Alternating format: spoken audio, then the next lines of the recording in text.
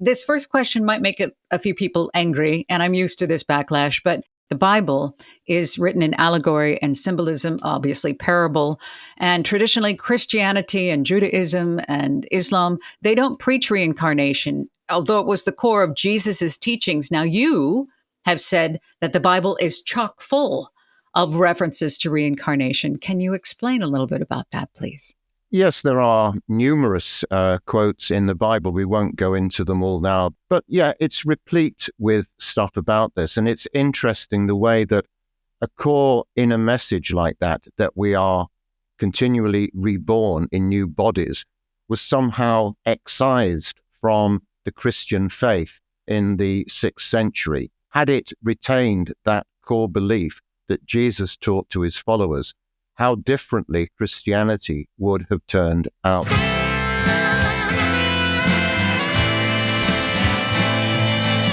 Welcome, everyone, to That Death Show. I am Ann Kelly, and with me, as always, is our ridiculously talented esoteric author, the one and only Tim Wyatt. Hi, Tim. How are you today? I'm very well indeed. How are you? I'm good. I'm excited about your new Substack. I've been meaning to tell people what you've been doing really quick, Tim, before we get back to you. This is something he's been working on forever, but now it has a platform. The Substack is called The Esoteric Perspective. There will be a link down below. And Tim has been writing since. Tim, how old were you when you knew that you could do what you do so well? Well, I started writing when I was about 12 or 13. Of course, at that point, I never realized that it might go on to be a profession. But I think I realized by the time I was a teenager, a late teenager, that writing was the thing for me, I think. Well, you're damn good at it. You are just literally, he can crank it out. And if you enjoy what you're getting here on That Death Show, please, please, please check out The Esoteric Perspective. It runs hand in hand with this podcast. And again, it's relatively new, but the material that this man cranks out, Tim, he's a machine. So hopefully we will see you over there on Substack. So death is not the final chapter. Join Tim and I every week as we explore the spiritual journey beyond the physical. We go deep as we can into the understanding that we are immortal energy.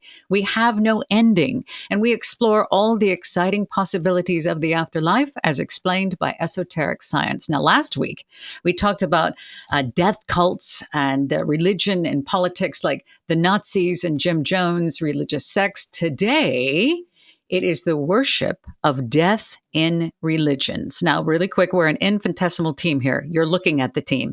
This is the team. We need your help. If you're able to, please help us get this podcast off the ground by liking, subscribing, reviewing, rating, commenting, anything you can do. We want to give this podcast our very, very best. We are trying, and we need you to do so. So you're part of That Death Show community. Thank you for your support. Now, Tim, this first question might make a few people angry, and I'm used to this backlash, but I have come to understand, in my own personal understanding, that the Bible is written in allegory and symbolism, obviously parable. And traditionally, Christianity and Judaism and Islam, they don't preach reincarnation, although it was the core of Jesus's teachings. Now, you have said that the Bible is chock full of references to reincarnation. Can you explain a little bit about that, please? Yes, there are numerous quotes in the Bible. We won't go into them all now because otherwise it'll sound like a Bible study lesson. But yeah, it's replete with stuff about this. And it's interesting the way that a core inner message like that we are continually reborn in new bodies, was somehow excised from the Christian faith in the 6th century. Had it retained that core belief that Jesus taught to his followers, how differently Christianity would have turned out. Although I have to say, many Christians, probably more than a third of Christians, actually do believe in reincarnation these days, which is slightly ironic, I think, but that's the way it is. Why do you think it was taken out? Why do you think the idea of rebirth was removed from these religions? Well, over the first centuries of Christianity, it obviously changed, and there was a heavy political dimension to Christianity. The reason it was taken out was probably twofold. One, because the ecclesiastical authorities probably thought that, well, if people are born again, that leaves us less control over them in this life. And also, when they finally came to ban it altogether, although they've been talking about it for a couple of centuries beforehand, when they finally banned it in the 6th century, it was all part of political theatre about the Eastern and Western churches and various other beliefs.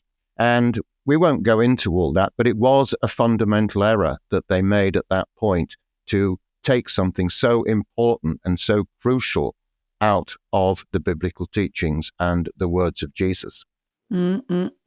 Just thinking about it, if you reincarnate, you're out from under the control of this church or this religion, which is really a state and politics. Well said. And I don't want to go too off topic here, but can we touch a little bit about, I don't know, the symbolism of the cross, one of the most gruesome instruments of torture. The death of Jesus has become an icon for the religion that's founded on love and compassion and forgiveness. What are your thoughts on us focusing on, well, I'm going to say us, but the focus on the cross rather than what came out of Jesus's mouth? Can we touch on that for a moment? Well, the cross is one of humanity's most ancient symbols, and it represents the continuity of life. And the cross in all its many different forms has been used long before Christianity. And it represents something which is universal, a wheel of life, and it can be drawn in a number of ways. The swastika, which was hijacked by the Nazis, was a very, very ancient symbol for the continuity of life. But of course, now it's so horribly degraded, it can't be used in that way anymore. And so this idea that Jesus was crucified on the cross has provided a very potent symbol for Christianity. I mean, as Woody Allen said, what would Christians have done if Christ had been executed in the electric chair? It's true. That is absolutely the truth and baffling, but it is an ancient symbol, and I understand. I just don't see why we focus on the gore and all that. It's almost like some kind of a, I don't know, porn kind of a thing. It's just to focus on that rather than what he came through with. And I just don't know. I thought I'd mention that as we're in this area. So as we move forward, the Buddhists most definitely believe in reincarnation, which is nirvana, which is free from suffering and free from rebirth. But it's not really a traditional heaven as such, is it? It's not heaven. And then they also have a place of hell, which is very similar to what is described in the esoteric philosophy and Theosophy. Can you explain some of the Buddhists' version of heaven and hell, please? Well, there are different versions of this depending on which of the various Buddhist sects you apply to. The Buddhists do have a version of hell which they call avicii, where lost souls go to be destroyed. This is sometimes in the esoteric literature referred to as the eighth sphere, and it's very, very complicated, all this. And my understanding is that this is only applied in very extreme cases to absolutely recalcitrant souls who can show no goodness within them at all.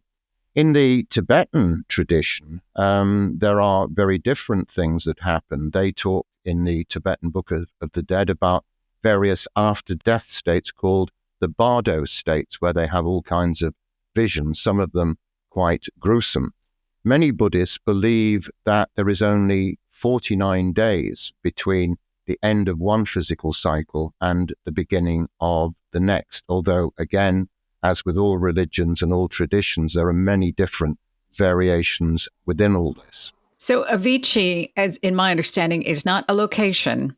It is a state, like a state of being, a psychological state of existence, mentally. Is that correct?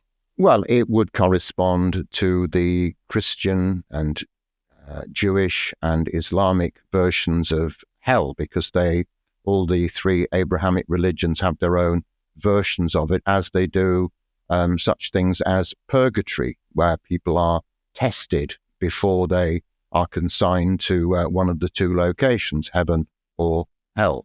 There's a lot in the New Age community and also in the near-death experiences. They say everybody goes to heaven. There is no hell. It's only here on earth that the suffering is. But you mentioned this eighth sphere, which it is a little convoluted, as you say. But for those who have given their lives over to cruelty, selfishness, and they are, I don't want to say unredeemable, but that's the only word I can think of. The soul gets recycled. It just gets absorbed and recycled. And I'm really not qualified to explain that. Can you touch a little bit about the eighth sphere? Just flesh that out a little bit for us, because it's pretty gnarly.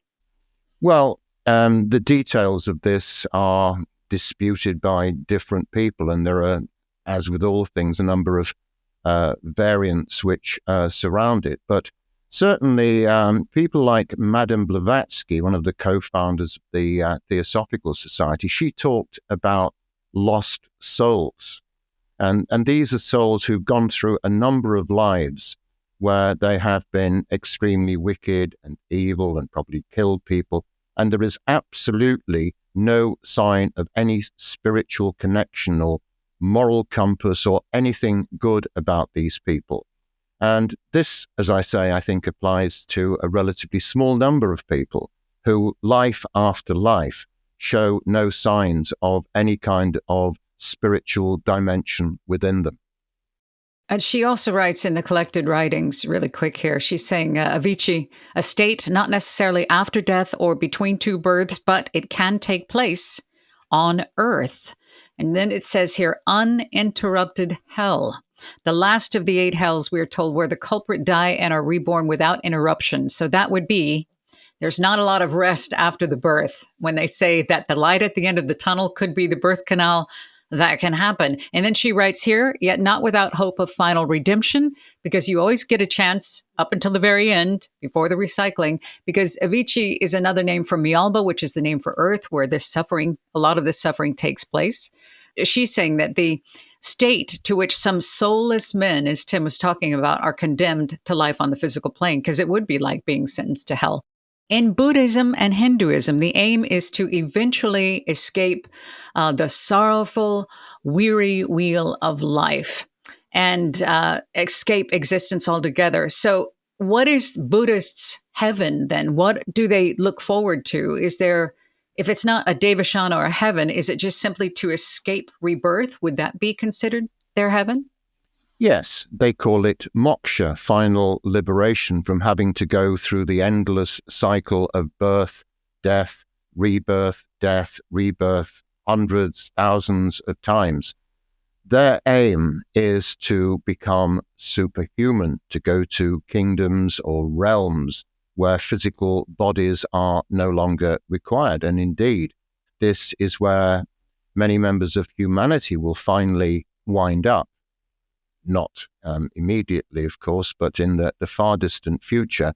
That is the aim of this project on Earth, so that substantial numbers of people can graduate from the kindergarten of Earth School into higher non-physical realms. And this is why being attached to physical bodies, when you look at it in the big picture, is quite ridiculous, really, because we've done it so many times before. And we'll do it so many times again. It's no big deal. Well, it is interesting how we think that this is a huge, we know everything, that this is all that there is. We spend a lot of time on what we think is, I don't know, aesthetics and wealth and fame and all that. We really are in kindergarten, if that, if not preschool, if not just in diapers when it comes to the evolution. Isn't that true? Here on Earth, this is just an elementary school, for lack of a better word. Yes, it is. It's often described as being somewhere between a prison and, a rather strict school where we have to get punished for our mistakes and where we have, if we're lucky, we do learn from these mistakes. But if not, then we have to endlessly be faced with situations where we face up to these defects in our character or these karmic things that we have to deal with, things that we've done in other lives that need to be addressed and need to be harmonized in some way.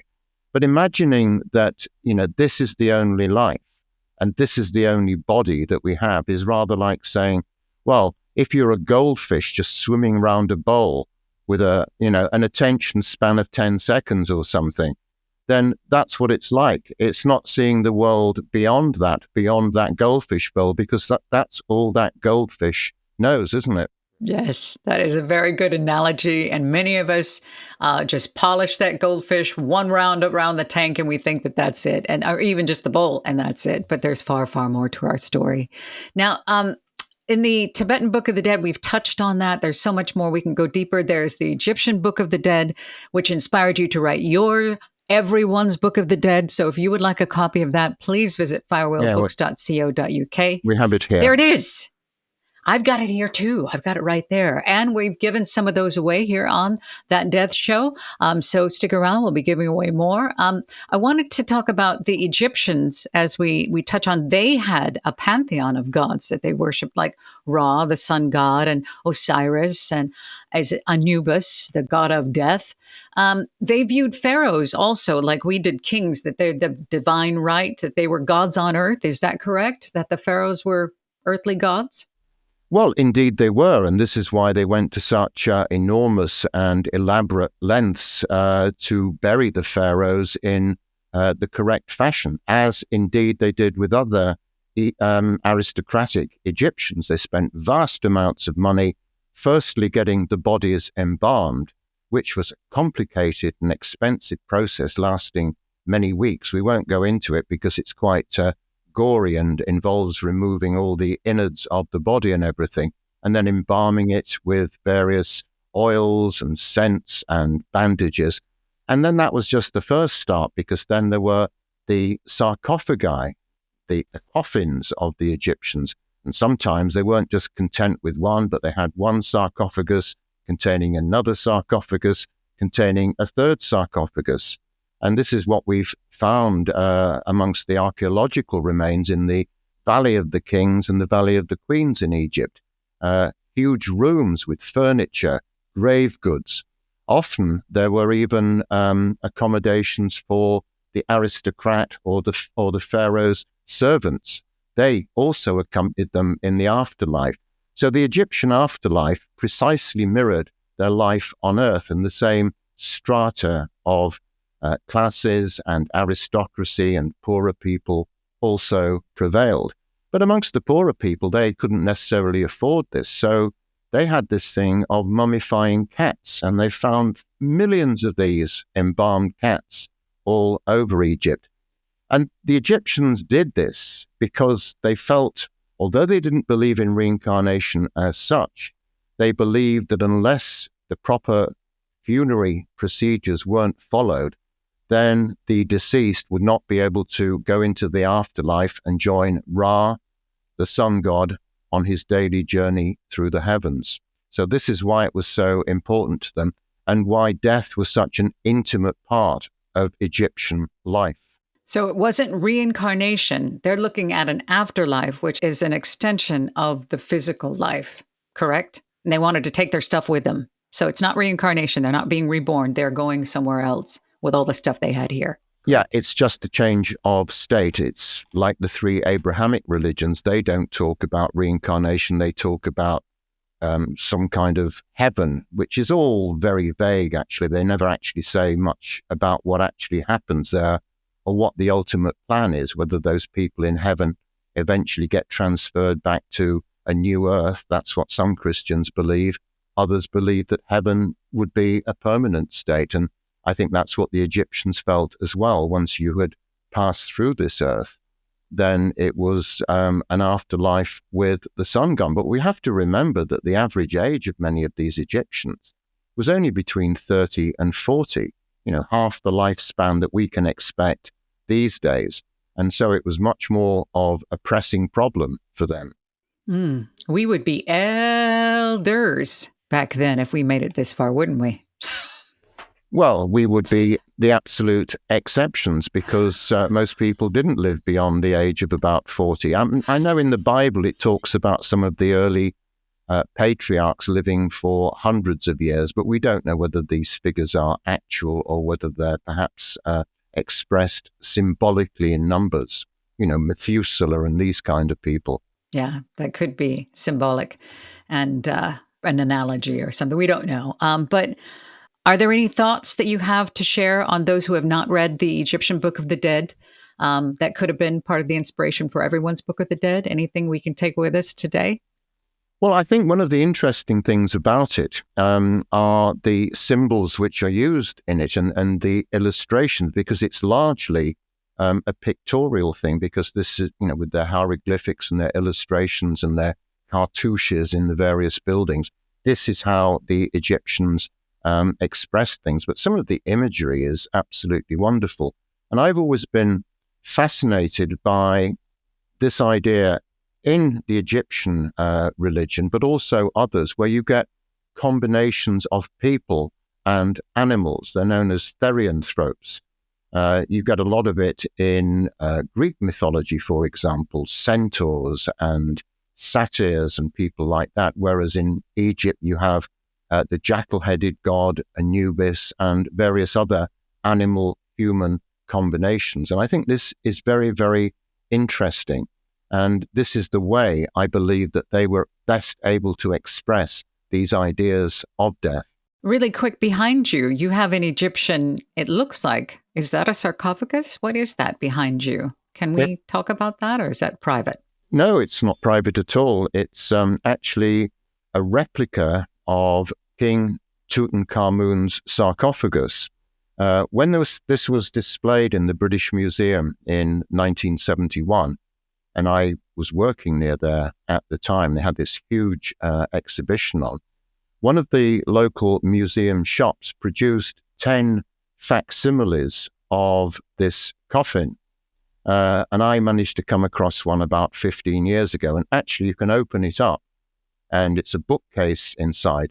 And I have flirted with the idea of perhaps getting myself entombed in this when I go, but I intend to be cremated, so I wouldn't want to burn such a fine artifact as that. But yes, it sits there, and people, in fact, one of my neighbors who comes along and is not the most articulate of men, he said, "Oh, I like your oesophagus in the corner of your room." Your esophagus.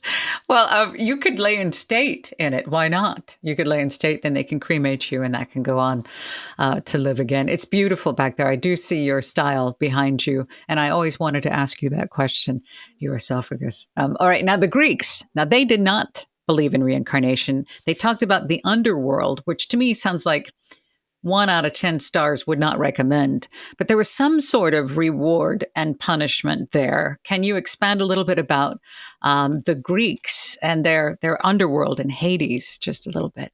Yeah, well, Hades was, for the Greeks, an extremely gloomy place. And this has always struck me as being rather strange, because the Greek people, and I know the Greek people fairly well, they are upbeat, buoyant, joyous people, but their underworld was a very gloomy place indeed. And it was often entered by crossing a river, the river Styx. And how you cross this river and paying the ferryman has become enshrined into all sorts of stories and legends.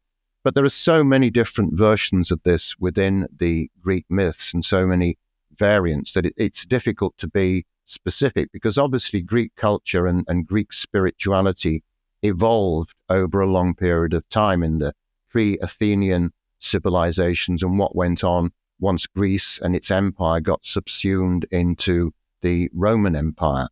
But it wasn't a particularly nice place to be at all. And it corresponded in many ways to, the more grim Christian descriptions of purgatory or hell, with various menacing creatures and visions and that sort of thing. All the gods the Greeks had, and then they have the underworld, but no reincarnation. The more we do this death show, the more I begin to understand this life. There's no way that this can possibly be all that there is. What was the inspiration for them to behave themselves? And what were they earning if the underworld was relatively purgatorious or unpleasant?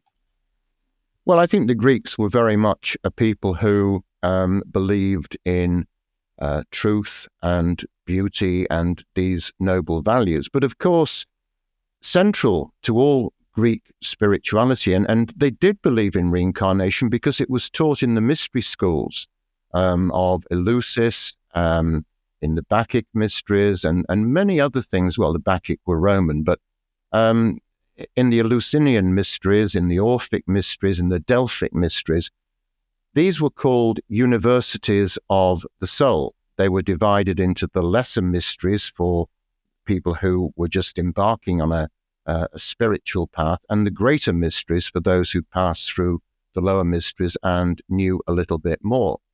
But the whole purpose of them, via their rituals and their teachings, was that the soul survives death and that physical bodies were only temporary.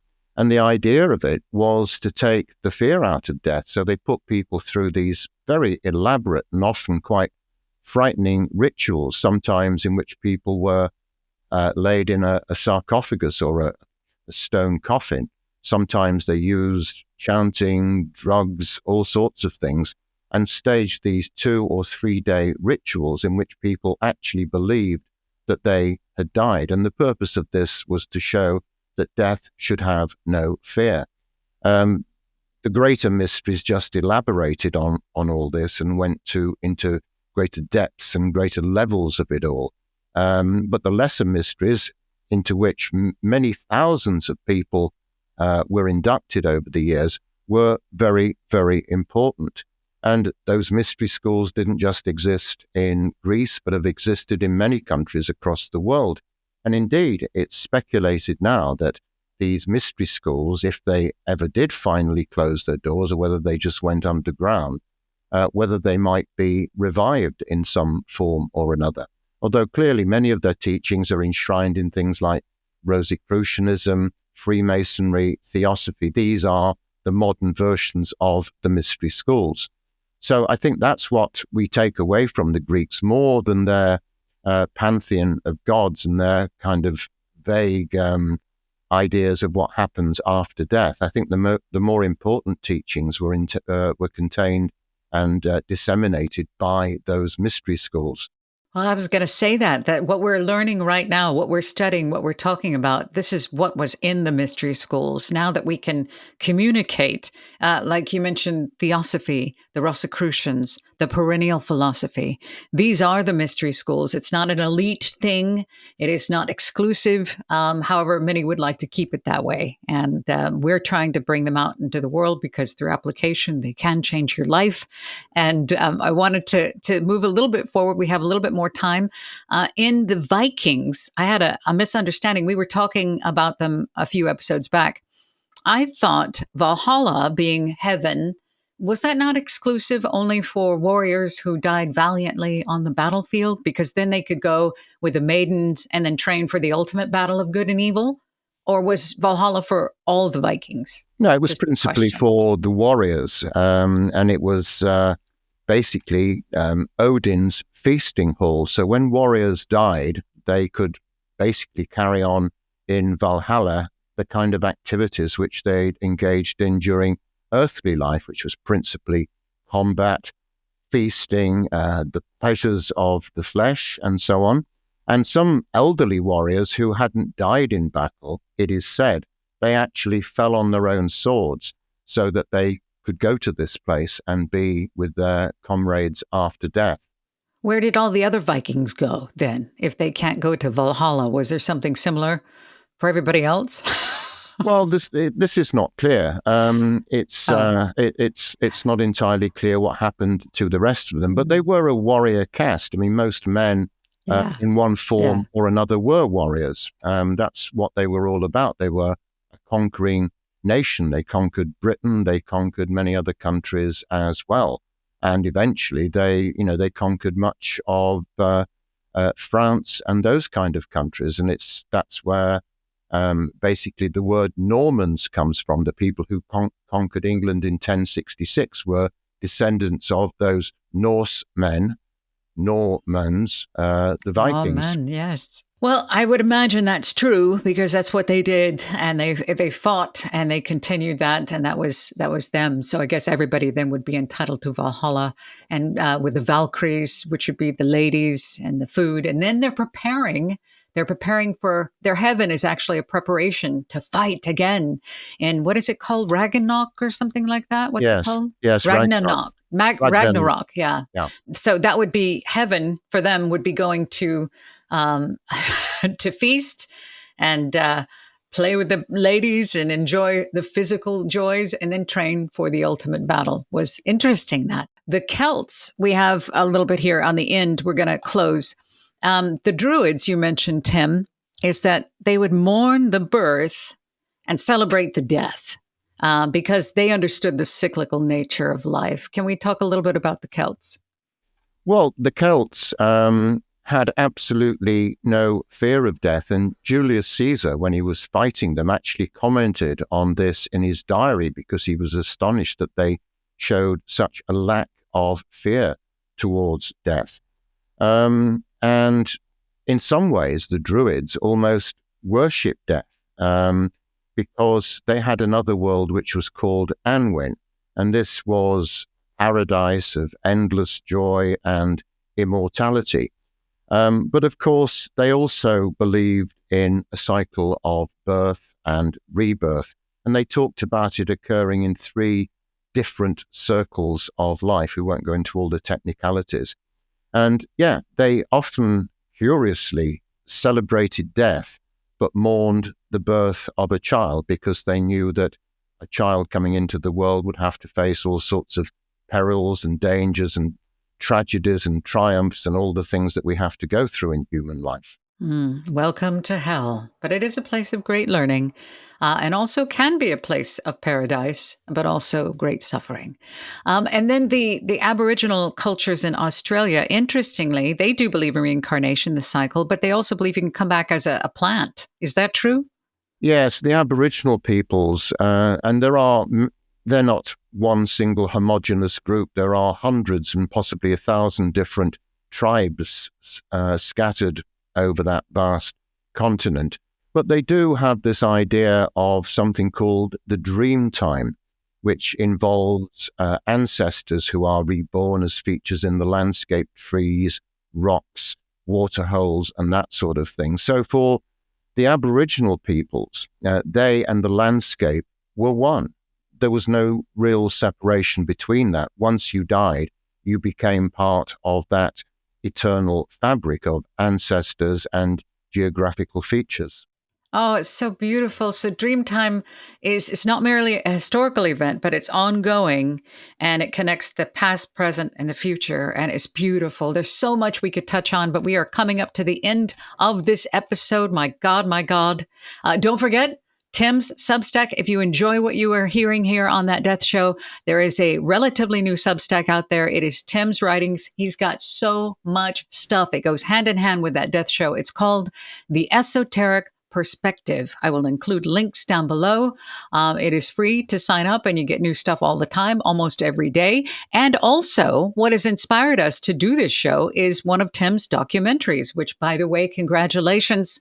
Last month, he was not just featured, he was selected to be a part of the Hermetic International Film Festival. The film was chosen. It's called The Myth of Death. You can watch it for free right here on our YouTube channel, which is at That Death Show. So congratulations on that, Tim. That is huge. And everyone's Book of the Dead, you've heard Tim talk about it because the Egyptians have one, the Tibetans have one, and now you have one. It is called Everyone's Book of the Dead. Get your copy at firewheelbooks.co.uk. You being here means so much to us. Thank you so much. We love you to death. Thank you for that, Jonathan. And if you'd like to be a part of the community, please help us out by liking, subscribing, commenting, rating, anything. We're doing everything we possibly can to get this podcast off the ground. These are the mystery schools. The information that we have here, it's not coming from us. We're not the originators of these teachings. We are students. And we are sharing our thoughts and these esoteric wisdoms with you because they can change your life. Do you have any final thoughts, Tim? Well, yes, one of the principal reasons that I do all this is to try and get people to stop being frightened of death. You know, it's almost like being frightened of waking up the next morning. It's irrational, and yet it's so deeply ingrained into people. And this fear, you know, it does affect many people's lives. It really sets a brake on the life often of people because it's something which is a fear lurking at the back of their minds. Even if they try and avoid thinking about it, inevitably it creeps in.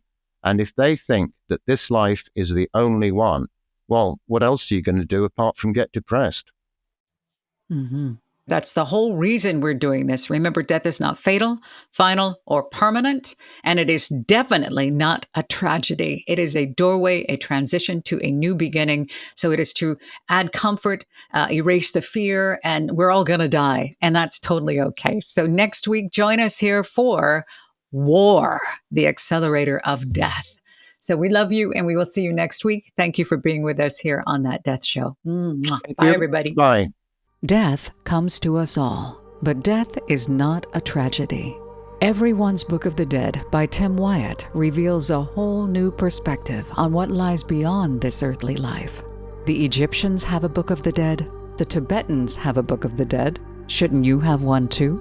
This captivating, richly illustrated book explores the mystery of death by examining it from every angle, sharing the ageless esoteric teachings on karma, reincarnation, and after-death states, as well as examining death and dying in different cultures, religions, and spiritual traditions.